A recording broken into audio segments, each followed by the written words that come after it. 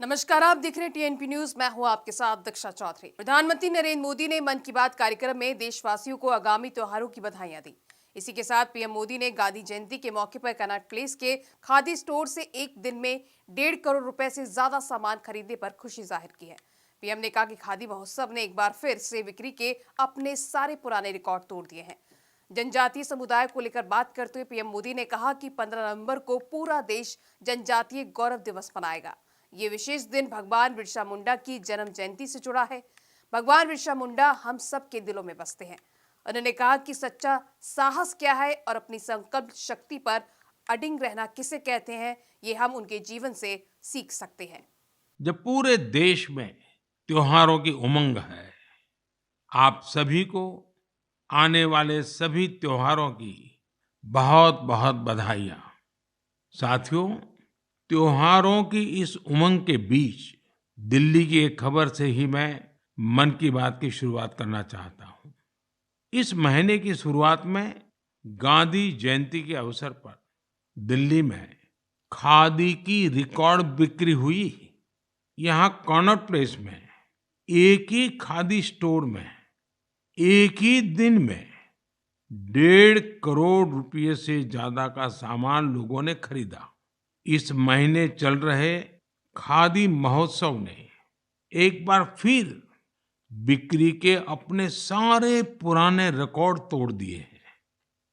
आपको एक और बात जानकर भी बहुत अच्छा लगेगा। 10 साल पहले देश में जहां खादी प्रोडक्ट्स की बिक्री बड़ी मुश्किल से 30,000 करोड़ रुपए से भी कम थी, अब ये बढ़कर 1.25 लाख करोड़ रुपए के आसपास पहुंच रही है। पीएम मोदी की मन की बात कार्यक्रम पर केंद्रीय मंत्री मीनाक्षी लेखी ने कहा कि मन की बात कार्यक्रम में कई संदेश थे। इस कार्यक्रम की सबसे अच्छी बात यह है कि कार्यक्रम समाज में सकारात्मकता लाता है। मीनाक्षी लेखी ने कहा कि आज पीएम मोदी ने वोकल फॉर लोकल सबसे बड़ा संदेश दिया है।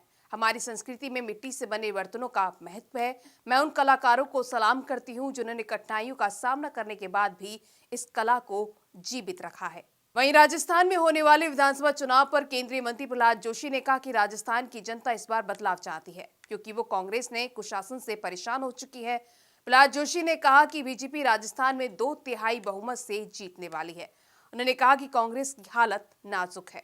कांग्रेस में काफी अंदरूनी कलह चल रही है। उधर छत्तीसगढ़ के रायपुर में बीजेपी अध्यक्ष जेपी नड्डा ने भूपेश बघेल की सरकार पर जमकर निशाना साधा। इस दौरान जेपी नड्डा ने छत्तीसगढ़ की कांग्रेस सरकार को भ्रष्टाचार को घोटालेबाजों की सरकार बताया। जेपी नड्डा ने कहा कि भूपेश बघेल कहते थे कि राज्य में शराबबंदी करेंगे, लेकिन इसमें भी उन्होंने घोटाला किया। इतना ही नहीं, भूपेश बघेल सरकार में खदान रेत नौकरी में भी घोटाला हुआ है।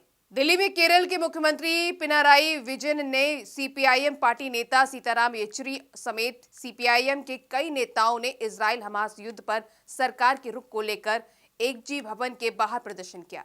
इजराइल द्वारा गांजा पट्टी पर फिलिस्तीनियों के खिलाफ की जा रही इस बर्बरता को तुरंत बंद करने की मांग की जा रही है। येचुरी ने कहा कि अब तक 8,000 से ज्यादा लोग मारे जा चुके हैं। बच्चों को निशाना बनाकर मारा जा रहा है। सभी संचार व्यवस्थाएं काट दी गई हैं। यह मानवीय बर्बरता है, इसे रुकना चाहिए।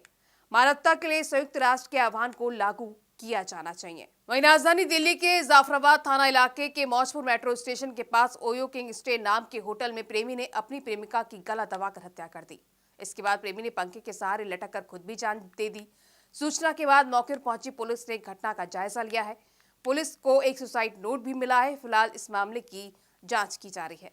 फिलहाल इस बुलेटिन में बस इतना ही। नमस्कार।